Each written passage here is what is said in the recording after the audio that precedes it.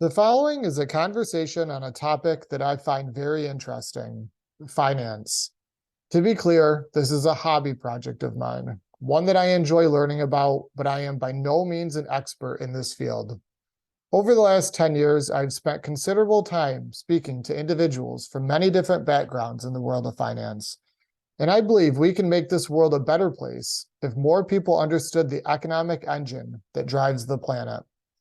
I also believe that if we can make more individuals financially stable, overall health would improve, education outcomes and opportunity would improve, depression and anxiety rates would decrease, and the drive to pursue the American dream would be more attractive.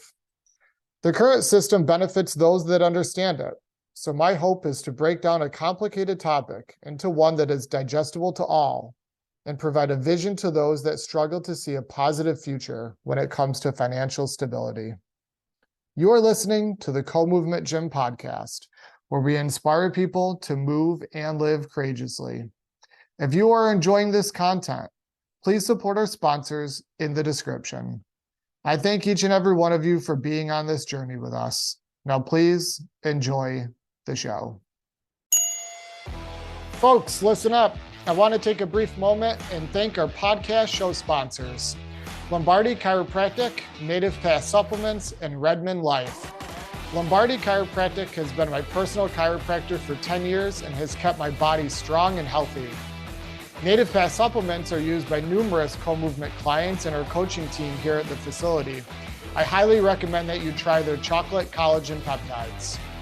I was made aware of Redmond Life by one of our trainers here at the facility. He recommended I try Relight Electrolyte Powder. This supplement has dramatically improved my afternoon energy levels and overall hydration. I'd like to thank these three companies for providing outstanding service and products that make our society healthier and more resilient. Mention the Co-Movement Gym podcast when you call Lombardi Chiropractic, and not only will they treat you like family, they will provide a nice, enticing discount to all listeners. And use code COMO15, that's C-O-M-O 15, at checkout when shopping at nativepath.com or redmond.life and receive 15% off all your orders. Your support to our show sponsors assists in us paying for expenses and continuing to provide content we hope you all enjoy. Hello, everyone. Thanks for joining me in this conversation regarding finance. I want to disclose a few things before I get started. I'm not a financial advisor. I'm just speaking through some personal experience with this. I am a capitalist.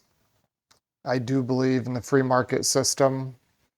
And I do believe that the poor and middle class can thrive if they understand how the system actually works.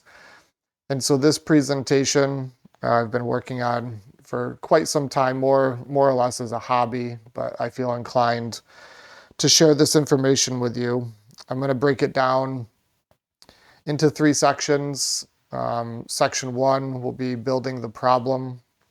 Section 2 will be explaining how the system works. And Section 3 will be solutions to increasing wealth. So I want to start with reminding everyone that everyone listening to this can dramatically change the direction of their financial health and life in as little as 1 year, but almost everyone listening within 5 to 10 years. So why am I even interested in this? Well, the obvious being is that money creates freedom. It creates so many different factors in our life that a lot of us choose to ignore and say that it's not important to us. But in the end, money can be a cornerstone and can provide a tremendous amount of good to the planet. And so I believe, and this is just a hypothesis, that less economic prosperity equals poor physical health. Less economic prosperity equals more reliance on government and social welfare programs. Less economic prosperity equals lower education level and opportunity. Less economic prosperity equals less drive, motivation, happiness, and the urge to pursue the American dream. And less economic prosperity equals increased anxiety and fear. So I was really, really motivated to put this together for people because I was seeing some dramatic trends within the rich community. Now, the rich are doing just fine. All throughout COVID, they got significantly wealthier, which we'll dive into that in a little bit here. But the poor and middle class, they're just barely hanging on. And it's very, very sad. And this is by no means an accident. And I'm going to explain how this works in just a little bit. So how are the poor and middle class doing statistically? Well, half of Americans die broke. 57% of Americans have less than $1,000 in savings. 87% of people have no fulfillment in their job. The top 0.1% are worth about the same as the bottom 90%. The median net worth of a family in the US is $121,000.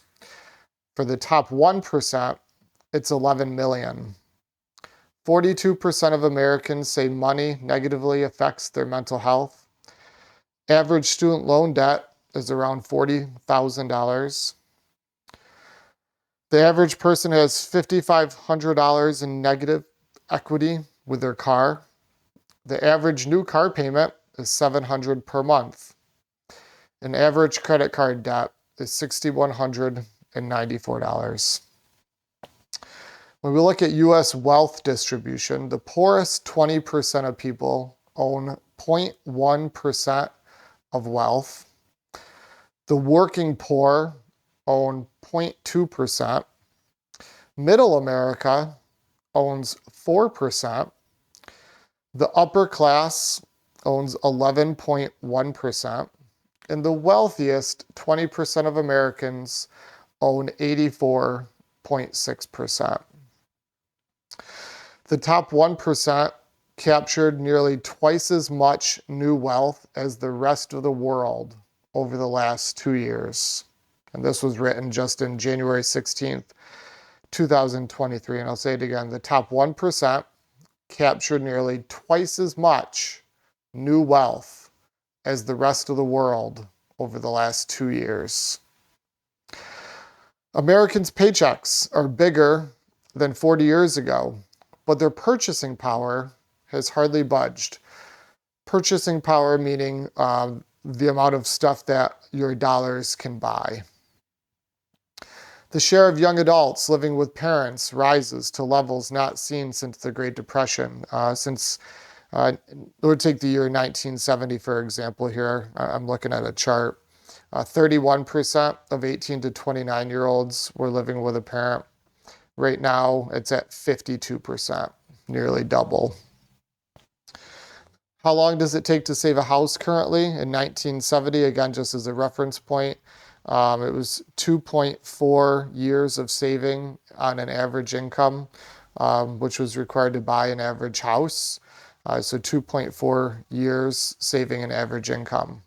Now it's at 7.0, so 7 years. So it's about tripled for the amount of time it takes for people to save for a house. And you see this with the majority of people now.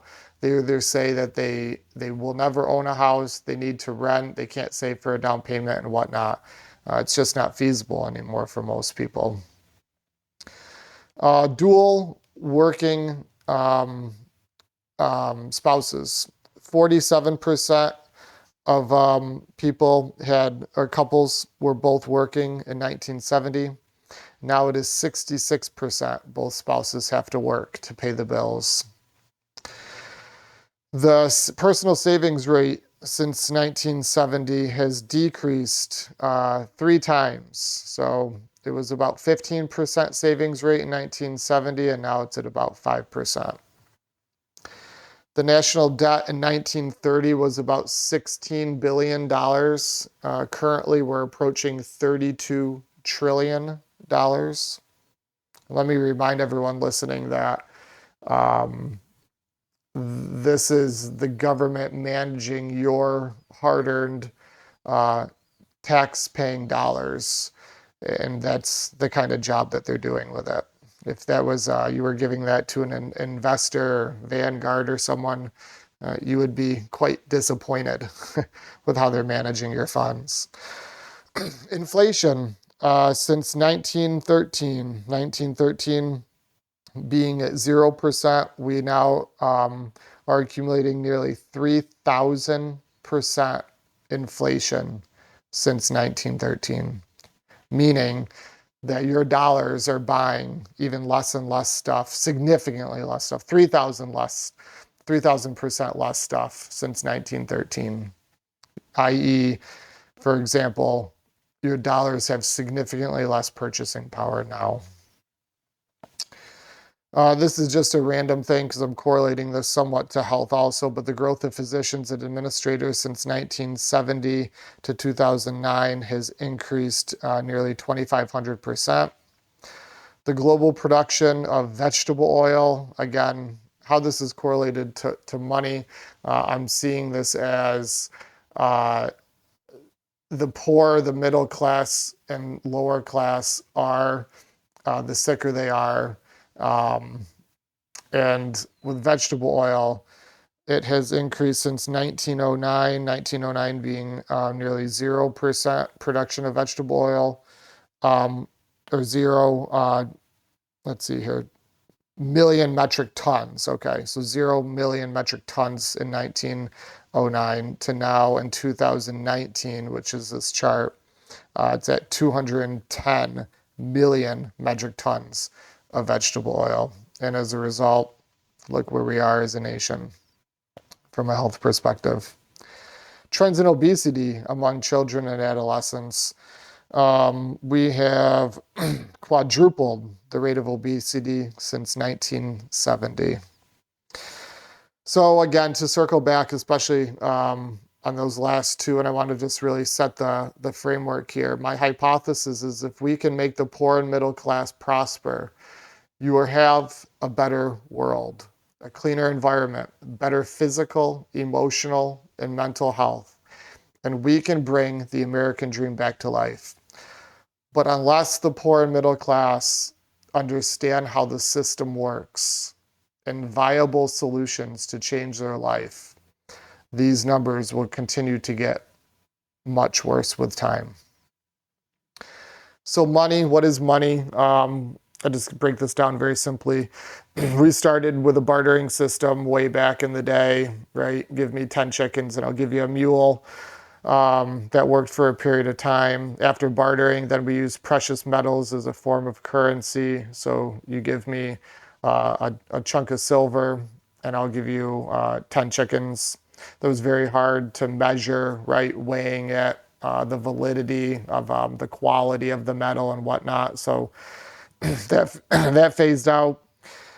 And then we evolved into using currency, the dollar, backed by gold, meaning the number of paper dollars in currency was backed by a real asset, gold. So we could only have the number of dollars in circulation as we had gold, right, to back it.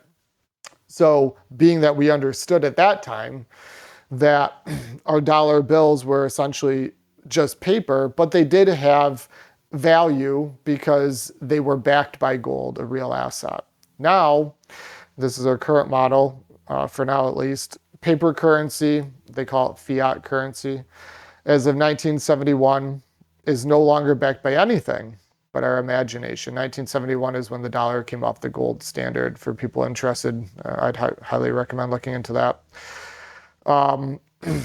So it's all bad news so far. So what we are told, again, schools, grade schools and colleges teach kids nothing about money, literally nothing, not even how to balance a checkbook. Even our master's level programs at colleges with business and whatnot, uh, don't teach people how to manage money. Even most financial managers don't understand these basic principles coming up. So, what we are told right from the start, go to college, don't worry about getting into debt with student loans, get a job, buy a new car, buy the biggest house the bank will finance for you, buy the nicest material items to impress people whom you do not even like. Keep working hard to earn more and spend more. Spend more. Fuel that consumeristic engine that we live in. Put 5 to 10% of your income into a 401k and you will be just fine. You will work 45 years. You will retire sick, tired, and uninspired, hoping that you have enough to survive.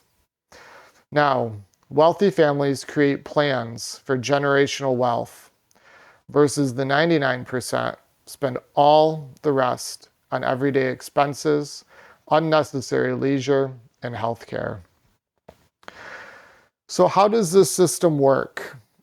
I don't believe this system is good or bad, but you have to understand how it works. So, now we're moving into part two. We built the problem in part one. Part two is how the system works. Most everyone listening to this has heard of the Federal Reserve. You've heard about this a lot lately with inflation data and whatnot coming out. Jerome Powell, the president of the Federal Reserve, or chairman. So let me break it to you. There are no reserves, and it's not federal. It's nothing but a private bank, folks. It was created in 1913 by a group of small bankers that got together that wanted to weed out small banks. They didn't want the competition, and they formed the Federal Reserve. Congress approved this in 1913. The Federal Reserve is responsible for printing money with congressional oversight. Now, isn't that nice? The Federal Reserve, even though it's private, is overseen by Congress, and they work back and forth with what the government essentially needs from a printing standpoint. So, like we said, Congress oversees the Federal Reserve System and its entities. Now, how does the government get money from the Federal Reserve? The government requests funds. Congress approves expenditures such as sending billions of dollars to Ukraine and healthcare and God knows what else, right? We can only imagine with the 32 trillion in debt that we have. And so after the government requests funds, Congress approves it, and then the Federal Reserve prints more money. Okay, the money is literally coming out of thin air, okay, because we know it's not backed by gold. So the Federal Reserve then has to give the money to the government. How does it do that? Well, it buys government bonds. The government puts bonds up for sale. And the government then receives the money from the Federal Reserve and it spends, spends, spends. So how is it spending it? Well, this was just wrote a few months ago here. New York lawmakers were brought back into Albany in December to give them, they voted on giving themselves $32,000 raises. Isn't that nice? They returned for a special one-day special session, and they gave themselves $32,000 raises. We know that a tremendous amount of our budget is spent on war. There's something called the Rothschild formula. The Rothschild formula, I would look that up. It basically means war forever. And if you look at the history of our country, we basically have been at war forever. Why? Well, it creates a tremendous amount of profit for companies and shareholders for companies that are involved with these companies that fund war. So we fund, many cases, both sides. And so in this situation, it'd be Ukraine and Russia.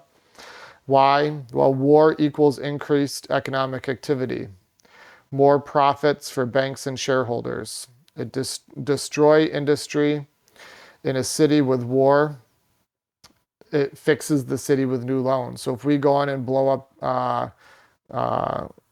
Russia and a city is destroyed, we swoop in with private industry and we say, hey, you know, this company can help you rebuild your city. and more profits for these companies. And so basically what it comes down to is the more war that we can be in, the more profitable the system is. There is something called the modern monetary theory, which means the governments with fiat currency under their control can and should print as much money as they can spend, because they can't go broke or insolvent unless a political decision to do so is taken. And if you think about it, this makes complete sense. If this wasn't in play, how are we in $32 trillion worth of debt? It doesn't matter because it's not backed by anything. It's not backed by gold. So we can continue to just print, print, print. But you're going to see how this is crippling the poor and middle class in just a second. What else are we spending or printing on? Social welfare. There's a recent study done that 51% of Americans want more social welfare. Why that is, I have no idea. We could do a whole separate podcast on that, but that is just creating more and more debt for us. Government salaries, as we just saw with the previous slide there, $32 trillion in raises.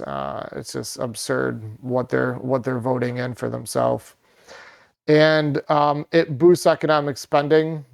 And so the more money that is printed, the more products that we can create. And we are convincing people to spend more and more of their hard-earned dollars on consumeristic items. So they tell us this fear-mongering stuff in terms of the debt ceiling, right? So we hit this debt ceiling, and you see this on the news all the time where they say, oh, we can't go past this amount of debt. We need to make budget cuts and whatnot, which would be a good thing. But what they say is that if we don't raise the debt ceiling, which they've done continuously throughout time, then there will be huge irreparable harm to the U.S. economy. They say this over and over. The livelihoods of all Americans and the global financial stability will be rocked. Like, we just need to keep raising this. Janet Yellen was just saying this January 13th of this year. So we're understanding a little bit now in terms of the Federal Reserve System. Let's talk about banks. This is everything from the local bank to the larger banks. $1 in bank deposits equals $10 in loans a bank can make. So this is called the Mandrake mechanism. And this is literally how banks create money out of thin air. And so I'm going to say it again. If you deposit $1 into the bank, they can then create $10 in loans on the other end. All right. So what does this mean? Well, your money is not sitting in the vault at the bank. Everyone at the Silicon Valley Bank recently realized that. It's immediately lent out on the other end. So it sort of goes in and then immediately out. But it's not only lent out at a 1-to-1 ratio, it's lent out at a 10-to-1 ratio. So why is that good for the bank? Well, it's more profits. The bank receives interest on the loans that it's lending out with your hard-earned money. More deposits equals more loans, which is more profit. If less people deposit money, they can create less loans, which means less profit. Now, why is this very interesting? We've seen this many times in history, especially in the Great Depression, but just recently with 3 banks where they announced that they were bankrupt. If everyone wants their money out all at once from the bank, everyone goes in, they say, I want to withdraw 100% of my savings and checking. Guess what? You're not getting your money, folks. The bank simply closes the doors. This is what they did in the Great Depression. This is what they just did with 3 banks recently in the news. It's because it's all lent out. There is no money sitting there. So on the flip side, if everyone paid off their loan, all right, everyone paid off the debt, there would be no money in existence. That's a pill to swallow. Money is made out of thin air. So if everyone paid off their loan, this is not what the banks want. This is not what the government wants. They want a debt-driven society. Because if there is not debt, there is no money in existence. For people listening, has anyone ever tried to take out a substantial sum of cash from the bank, and have they been given a hard time? I went and asked for a chunk of money when COVID had just started. People getting freaked out, and I had to meet with the manager, and they did everything they could to tell me no, but I did eventually get my money. But the last thing the bank wants is a lot of people like myself coming in asking for larger sums of money, because guess what? They don't have it.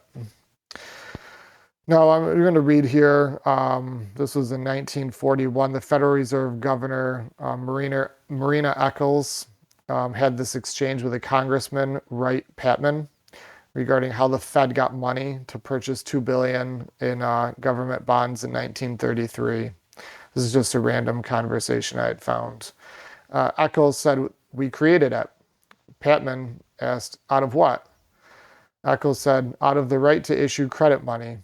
Patman, "And there is nothing behind it, is there, except our government's credit?" Eccles said, "This is what our money system is. If there was no debt in our money system, there wouldn't be any money." Here's another quote. This was in The Creature of Jekyll Island, phenomenal book. "A man who borrows $1,000 may think that he has increased his financial position by that amount, but he has not. His $1,000 cash asset is offset by his $1,000 loan liability, and his net position is zero. Bank accounts are exactly the same on a larger scale. Add up all the money, add up all the bank accounts in the nation, and it would be easy to assume that all that money represents a gigantic pool of assets which supports the economy. Yet every bit of this money is owed by someone else. Some will owe nothing, others will owe many times what they possess. All this added together, the national balance is zero. What we think of money is but a grand illusion. The reality is debt." So the results of this system is hyperinflation. Hyperinflation is the largest tax that we pay that is eroding your wealth. We have seen a 3,000% cumulative inflation since 1910. $1 in 1910 would now be worth 3,000 of our current dollars. Inflation. What is inflation? Inflation is the loss of purchasing power. Your dollar buys less stuff. Goods are more expensive. Saving rates decrease. We've been hearing a lot about this term recently. It never really goes away. There's unfortunately continual inflation, but gosh, over the last 3 years, I know they've been telling us it's like 5 to 8%, which is a joke.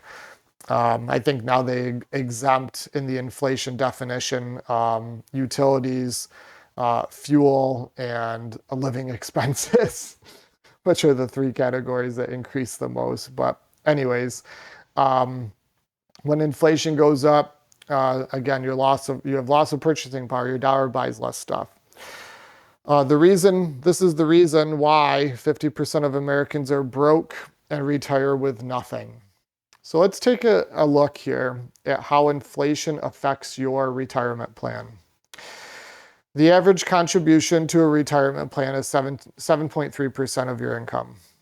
The median income currently is $69,000 per year.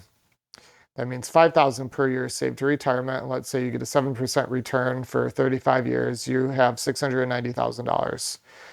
$690,000 will have the purchasing power in 35 years equivalent to $245,000 in today's dollars. That's with 3% inflation. So if you say you have the purchasing power of $245,000 and you do a 4% safe withdrawal rate, which is what most advisors recommend, so your money actually lasts, that means you have $9,800 per year for retirement. And folks, that means you are broke. So how do they get away with constant inflation? And how do they get away with the banking industry and the fractional reserve banking, the modern monetary theory, the Mandrake mechanism with forever war? Well, they distract us. While they're printing, while government is in cahoots with the Federal Reserve System requesting more and more money, inflation is going up and up and up, and the poor and middle class get poorer and poorer and poorer. How do they do it? With distraction. Climate change, the oceans are going to boil and bury all the coastal homes. War, war, war. We went right from COVID into Ukraine and Russia. Terrorism, the war on terror, political drama, Trump being arrested with 34 felonies, famine. We've seen millions and billions of children next year that are going to be starving to death unless we do XYZ. Health pandemics, enough said with that. Weather events, hurricanes, tornadoes, tsunamis, floods. The social media virtual world, Facebook, Instagram, TikTok, TV addiction, sports games, Netflix, and us versus them, the left versus the right. It's all distraction, folks. All of it so they can get away with continual printing and no one is paying attention. So, do they care? Okay, the powers to be. Do they care that the poor and middle class are getting poorer? Option one, no. They feel that socialized welfare is a proper government role.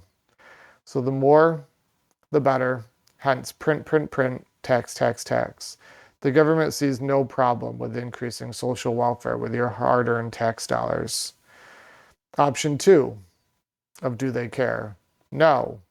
They are oblivious to the destruction of the poor and middle class because they live in the top 1% and they are not at all affected by their decisions. So how do we know they're not affected by the decisions? Well, let's take a look at the inside numbers. Nancy Pelosi, she has $114 million net worth, despite making only a top 20% salary of $223,000 a year. She has a top 1% net worth. How do you make $223,000 a year and have a top 10% or top 1% net worth? The math doesn't add up. Chuck Schumer, $70 million net worth. Yeah, he only makes $170,000 per year. Hunter Biden, $230 million net worth, mostly earned by doing business with China and Russia, yet Joe Biden discloses only being worth $9 million, Joe Biden being his father. Federal Reserve Chairman, the person in charge of printing the money, Jerome Powell, is the wealthiest chairman since 1940 at a $55 million net worth, folks. You can't make this stuff up. And again, I want to remind everyone, New York lawmakers, they called themselves back into session in December to give themselves $32,000 raises. And again, this is with your tax dollars. This is your 30% of your income that's coming out of your paycheck. This is what's being done with it. If we continue to take a look on the inside, members of Congress and other government officials are trading personal stocks with companies whom their policies positively affect. Can we think again of any better situation with insider trading, the constant war, the Rothschild formula, right? They all own stocks in these companies, folks. They're trading them and they're making millions of dollars while most people are continuing to suffer. So here's a quote by Bloomberg Law. The conflict of interest with official duties is untenable.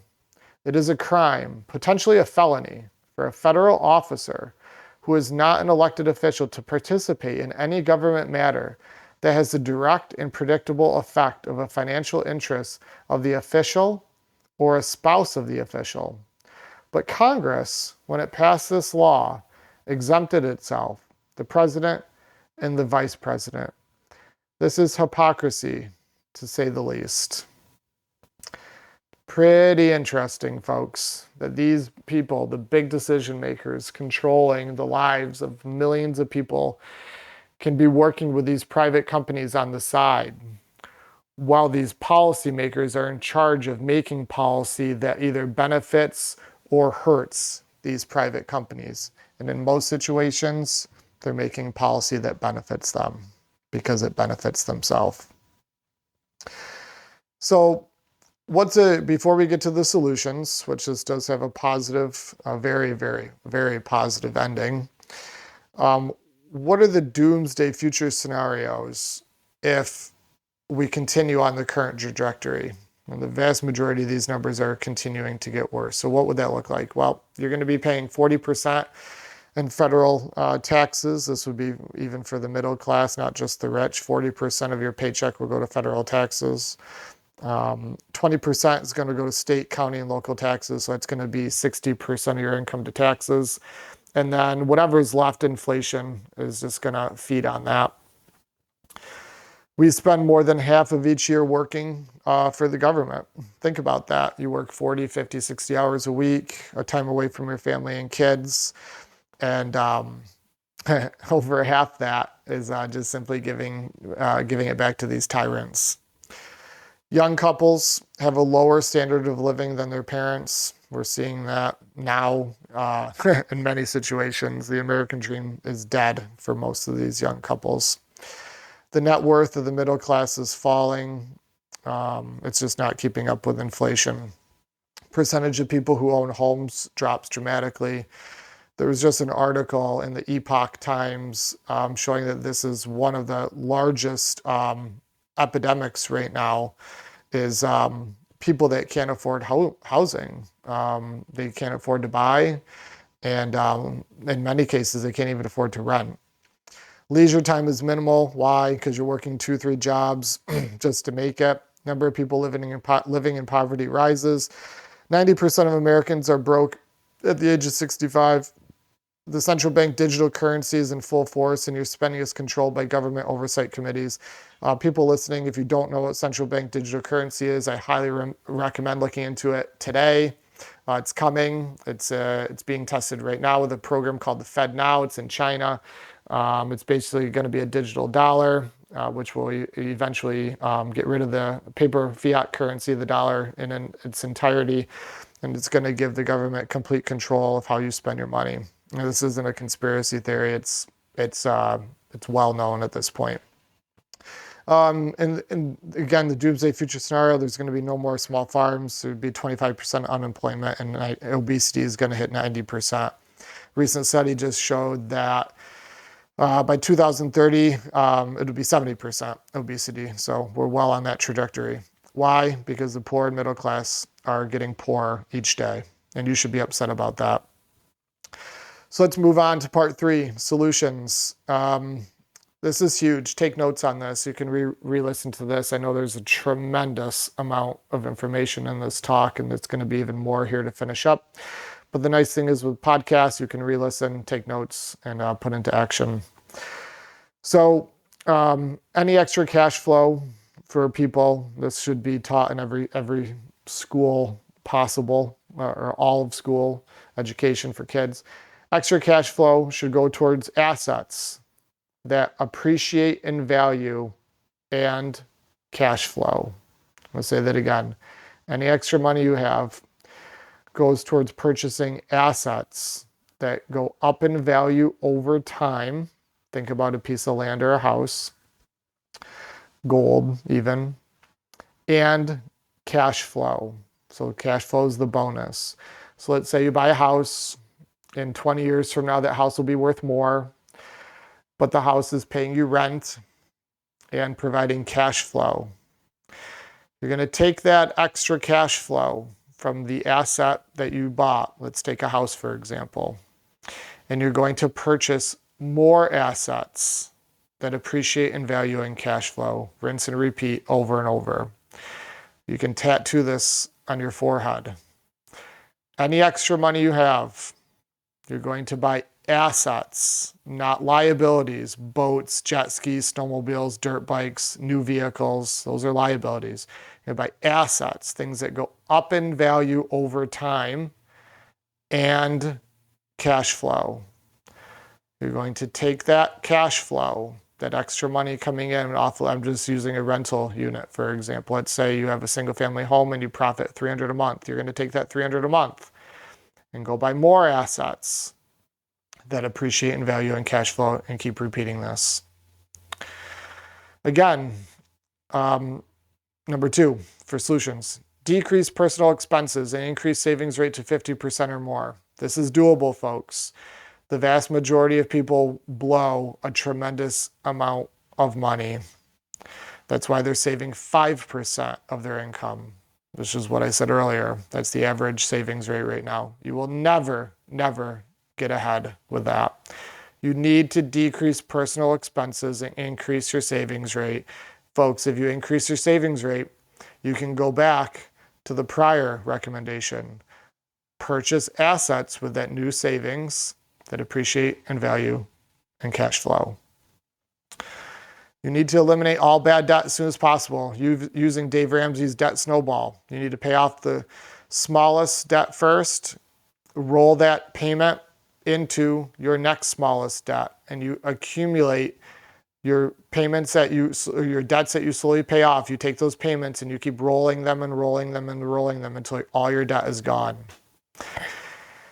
This is huge. This worked for me very well, close to 15 years ago. But you need to get as debt-free as soon as possible. That's going to, again, I keep going back to this is going to increase cash flow. I really recommend getting an accountant, like not just going to H&R Block or doing your own taxes. They are worth their weight in gold for what you're going to save, and learn.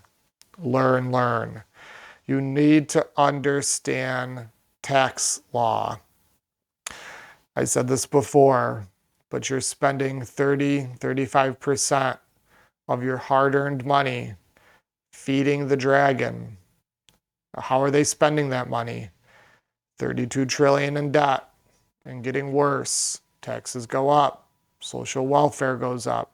It gets worse and worse and worse. So unless you enjoy paying the highest rate in taxes and enjoy seeing your paycheck shrink each year, I would highly recommend getting an accountant. Okay? A tax professional, a tax preparer, someone that can make recommendations and explain to you how the tax law works. It's the same tax law, folks, for the rich and the poor. The difference is that the rich understand the tax law. The poor and middle class don't pay attention to it, and that's why they're paying the most tax, especially the middle class. You need to learn how to depreciate your assets. So as you purchase assets, if you are able to depreciate them, i.e. write a percentage of them off each year on your taxes. So let's take a home, for example, a rental unit. I think you can depreciate that, its value over 29 years. So if it's worth, this is just some rough math. I don't have this written down, but $100,000 it's worth, and it's a 29-year depreciation schedule. What is that, $2,900 you can take off your taxes each year, okay, for that one asset. Another benefit of owning assets that appreciate over time, but depreciate in the view of the tax law. If you don't understand that, that's over your head, that's fine. Just look it up. Speak with your new tax preparer that you're going to hire. Ask them about depreciating assets. So, yeah, we talked about feeding the dragon. Again, I'll just remind everyone for the third time, lawmakers gave themselves $32,000 tax raise back in January, called themselves into session, voted that in. And then there was something here recently in Washington. There was a new rule that could give House lawmakers a tax-free $34,000 pay bump. And it says late last year, members quietly changed House rules to allow lawmakers to be reimbursed for the cost of lodging, food, and other items while on official business in Washington. You can't make this stuff up. You just can't. And so unless you enjoy this news, I recommend taking action with these solutions. More solutions. Until you are financially independent, minimize the amount of liabilities that you purchase. So what are liabilities? I already said, new car, boats, snowmobiles, dirt bikes, excessive luxury items, bad deals, money pit of a house, student loans, credit cards, mortgages, anything that is not an everyday expense needed for living that takes money out of your pocket. This is a liability. Any everyday expenses, anything that is not an everyday expense needed for living that takes money out of your pocket, anything that's leaking money is a liability. Now, when you're financially independent, meaning that your passive cash flow from your assets that you buy with excessive with extra money, okay, your assets that are appreciating in value and provide cash flow. When that cash flow exceeds your personal expenses, let's say you need $4,000 a month to live, and you are making $4,000 a month in passive cash flow from your assets, you are financially independent. Congratulations. There's a quote from Robert Kiyosaki: "You must know the difference between an asset and a liability and buy assets. Rich people buy assets. Poor and middle class buy liabilities, but think they're assets." Folks, the new car that you buy, the boat, the snowmobile, the dirt bike, the jet ski, these things are going down in value every single month, and you're getting poor. Okay, a new car is depreciating $400 or $500 a month. That's not including the interest that you're paying on that loan. So let's say you have another $100 in interest. So you're losing, literally burning in a fire pit, $500 a month. Your worth is going down, your net worth, okay? So think about it like this: every liability you purchase, and this keeps me honest with myself because I'm human too. I see a lot of stuff out there I'd like to go buy at some level. That are liabilities, but I keep reminding myself of these principles. Every liability you purchase extends your prison sentence of mandatory work. I'll say it again. Every liability you purchase extends your prison sentence of mandatory work. That's huge. So here's an example. A new truck is $644 per month at $30 per hour. So you're making $30 per hour. That's 21 hours a month. That's half a week of work for 5 years to pay for the truck that has now gone down in value 45%. So let's say this again. You buy a new truck, $644 per month payment. To make that payment, you need to work for $30 per hour for 21 hours a month. That's a half of a week's work just to pay for this truck. You need to repeat this for 5 years. Now the truck's paid for. Congratulations. But guess what? It's gone down 45% in value. So a $50,000 truck is now worth what? $30,000, $28,000 in value. So let's dive deeper, okay, into this example. You put a down payment, $15,000 on that truck. You finance the $35,000 at 4% for 5 years. Total interest paid on that loan is $3,674. Vehicle depreciates 45% in 5 years, losing $22,500 in value. So this is the opportunity lost with this situation of purchasing this liability. If you invested the $644 per month on that truck, but you invested it at 7% for 5 years, it would be now worth $45,850. If you invested the $15,000 down payment at 7% for 5 years, that's worth $21,038. And then if you invested $3,600 in interest at 7% for 5 years, it's $4,271 now. Now, the one example that I just provided would be worth $71,159 in 5 years versus $27,500 for your new depreciated truck. Folks, the rich, and I say rich, I'm saying this is that they're not the poor in the middle class. I'm not talking about 0.1% or even 1%. I'm just saying people that aren't poor and middle class. This is how they think versus the poor and middle class in many cases are continually buying liabilities. Consumer monsters. Buying stuff we know releases the feel-good hormone of dopamine, which the majority of us are addicted to, and as a result are poor because of it. We can thank social media for this. So how do you increase dopamine for free? Get 10 to 30 minutes of sunshine immediately upon waking up. Do a cold shower / swim upon waking. Exercise. Do breath work. Avoid bright lights after 8 o'clock p.m. And just remind yourself that your purchases do not make you happy long term. So let's now define what an asset is, and I want to make this even more clear. I know I'm beating the snot out of this, but this is how important it is. An asset would be cash flowing real estate that makes cash above and beyond its liabilities and its expenses each month. Stocks and bonds provides income through a dividend. Commodities such as crops, they can make money, okay? Vegetables, corn, soy, wheat, cows, chickens, these are commodities. Annuities pay a dividend. Your own business, that's one of the best assets, especially if you have a good business. This is up there with real estate. It's huge, huge, huge. I recommend it to more people. Start your own small business. Venture capital, you loan out $10,000. Someone says, thanks, I need it for 3 years. I'll pay 8% a month for that money. Like I said, animals, cows, chickens, horses, they need to make money, right? So if you buy a calf for $500 and you raise it, and it costs you $300 to raise it, it's $800 in, and you sell it for $2,000, slaughter and then sell the meat, you made some money. Gold and silver, not too bad. Over a long period of time, it outdoes inflation, or at least meets inflation, which means you're not getting poor as inflation goes up. Leases, so if you have a piece of real estate and you lease it out, say on a 1 or 3 year term, that lease is an asset, produces money.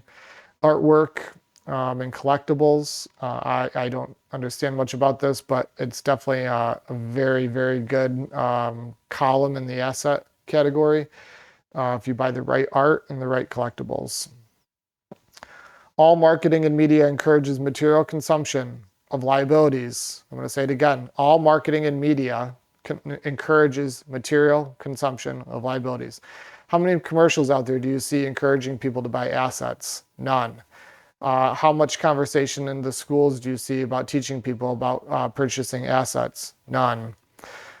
These liabilities, therefore, keeping you poor and putting your hard-earned money into the hands of the people producing the liability products and services. Let me say that again. The liabilities that you are buying not only are keeping you more poor, they're putting your hard-earned money into the hands of the people that make the liability products, i.e. the business owners. And the wheel goes round and round. They get wealthier, you get poorer. More solutions. You need cash on hand to buy deals, okay? Again, this varies from person to person, but I just heard a podcast the other day with someone holding on to 30% of their net worth they're holding on in cash, which long-term is not good, we know, because it won't outdo inflation. So you'll be worth less. But as a short-term play, it's great. Why? Because deals pop up. And if a deal pops up, you need money. And generally, cash gets better deals.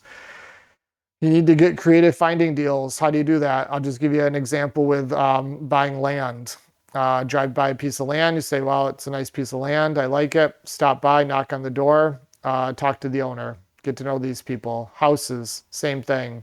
Ask questions. You need to get creative. If you're just going along with, the generic way of, maybe working with a realtor when something's already on Zillow, or waiting for opportunities to fall into your plate, it will never work out generally as good as it could if you got creative.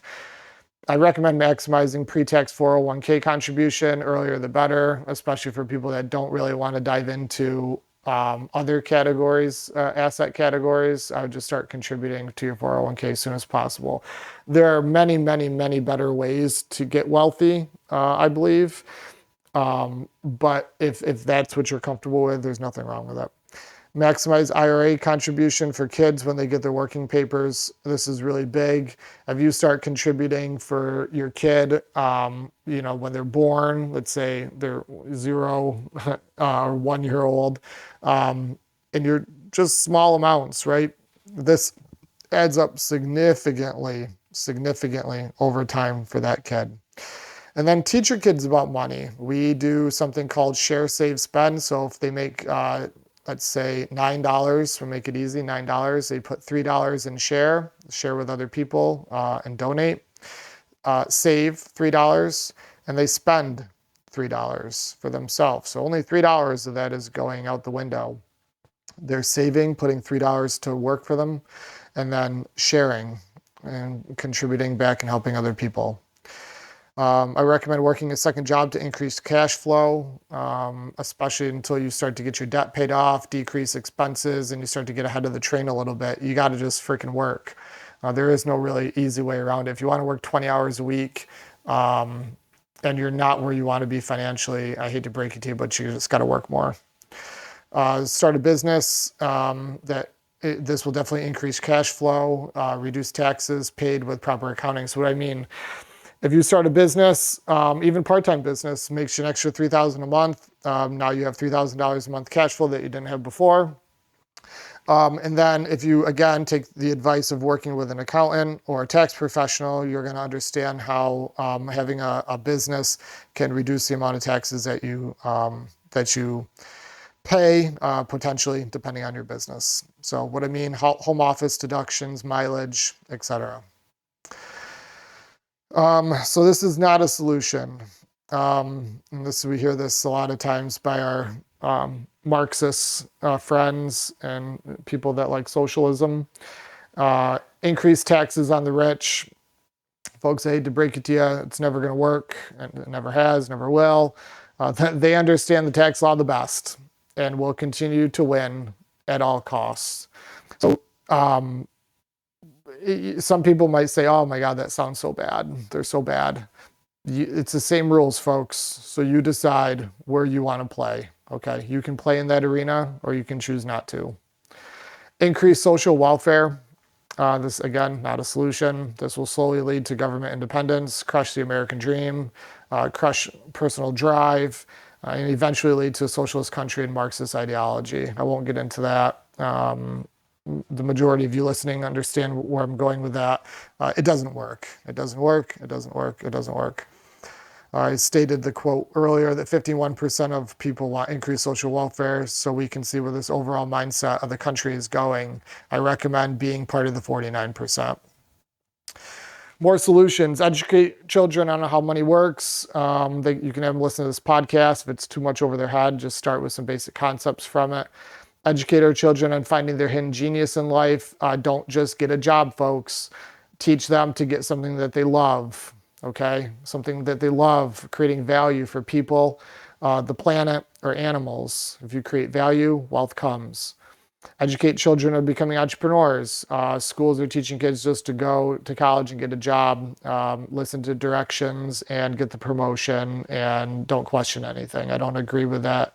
I have no problem with that for a large number of people, but we have to be teaching the other side of things too. Make student loan debt in excess of $25,000 illegal for kids under the age of 21. There needs to be a better solution. We need to be teaching kids who college is for and who it is not for. We have a vast majority of underfilled jobs with blue-collar jobs, plumbers, electricians, tradesmen. It's really sad. It's really going to actually circle back here very soon and start to really cripple things with their infrastructure if we don't fill these jobs. And so I recommend making student loan debt in excess of $25,000 illegal for kids under the age of 21. We need to tighten lending laws for kids under the age of 25 with vehicles, mortgages, and toys. We need to require better debt-to-income ratios. If you don't know what your debt-to-income ratio is or what it is, I recommend looking into it. I wouldn't listen to the bank for recommendations with that. Their recommendations are just way absurd. They will generally give you way more money than what you can truly afford. And we need to encourage savings for bigger down payments. There's a lot of loans out now that require 0% down, 5% down even, or less even, I think 2 to 4% with FHA loans. We need to have people save more, teach them the principles to save more, and put bigger down payments on houses and things that they want to buy. Every month, keep a detailed track of your monthly expenses. Most people don't do this and have a clear idea of where every dollar is going. There's an app called Mint that'll help you track things. But I would wager that most people are leaking $300 to $600 a month in just very easy things that you could delete. You can take that money, save it, go buy cash flow appreciating assets. Grocery, gas, insurances, rent, mortgages, utilities, student loans. Where can you cut back? Again, a theme, reducing expenses. Where can you cut back? I guarantee you can definitely cut back. Why was profit less this month versus last month you saved 500, this month 100. You don't need to like crush yourself over this, but why? Maybe you had a car repair bill, and just why. You just need to understand why. Every 6 months, update your net worth. If you don't know how to calculate net worth, look it up. You add up all your assets, and then you add up your liabilities, subtract the two, and that's what you're worth from a monetary standpoint. I recommend everyone, whether it's good or bad, do this every 6 months. If you're really not into it, maybe once a year, work with your spouse on it, have an idea of where you stand. Did things go up? Did they stay the same? Did they go down? And ask yourself why. There's a formula here for people that want to go a little farther with net worth. Dr. Thomas Stanley wrote this years ago. It's your age times your annual household income divided by 10. Okay, that's a pretty decent place to start. Okay, so your age, 30 years old, times household income, 50,000. And whatever that comes out to be, and then divide by 10. So 30 times 50 is 1,500,000. Divide by 10 would be what, 150,000? No, my math is wrong. I apologize. I don't have a calculator. Simple, but I don't want to figure this out right now. But that's net worth formula. Your age times annual household income, divide by 10. Decent place to start. Solutions, spending tips, car cost. It should be no more than 10% of your annual salary. Yes, I said that right. So if you make $100,000 per year, your car should cost you $10,000. Again, this is until you get to financial independence or close to it. A vacation home, 10% of your net worth. If you're worth $1 million, maybe you have a $100,000 camp. I don't think that's needed in most situations, but if you really need one, there you go. Housing expenses are 10% of gross income. So what's that mean? Taxes, utilities, mortgage, interest should be no more than 10% of your gross income. I recommend smaller dwellings for most people. Why? Smaller dwellings are smaller taxes, utilities, mortgage, interest. And if all those bills are less, you have freedom faster. So let's review before we finish this up. Wealth cycle. Reduce expenses, increases income. Profits purchase appreciating assets that provide cash flow. Do not purchase liabilities. Depreciate those assets for tax savings and reinvest cash flow into more appreciating assets. As cash flowing assets grow, your depreciation schedule grows, taxes are reduced, and cash flow grows, equals more freedom. When you spend money beyond your living expenses, ask yourself, is this purchase making me money and working for me? Or is it working against me? So let's say everyone listens to this, they take advice and they become free, happy, more financially independent. Guess what? There's lots of benefits to being there. You can donate your time to companies that you believe in. You can volunteer. You can do foster care, which we need a lot of people in that industry helping out. Charity. You can do fundraising, babysit grandchildren, run errands for the elderly, spend more time on your health, garden, raise animals, build something that will outlast you. Maybe you've always had a dream of building a cabin or a home. You can do it now because you're free. Speak for free on subjects you're passionate about. There's tons of committees looking for speakers. Mentor our youth. They've never needed it more, folks. Leave your children and grandchildren a respectable sum of money. Supplemented with proper morals and ethics, this will be the frosting on the cake. Summary. Time is your most valuable resource. If you do not invest and spend wisely, the money you are earning with your time is literally never converted to financial freedom, which ultimately means time freedom. If you look at time as money, the return on your time is how well you manage your money. Folks, thank you. I know that's a tremendous amount of information in there. Hopefully, a few of you have taken some advice away and will implement it. If not, maybe it'll just spark a little bit of inspiration for you to start to educate yourself farther. And it's just something I really feel passionate about. I get frustrated seeing how the system works and not spreading the little bit of what I know to people that I feel that can dramatically benefit from it. So I am rooting for everyone. The poor and middle class, we're in it together. We have to fight back against tyrants and continue to educate people because they're not going to do it for us. So, folks, thanks for the support.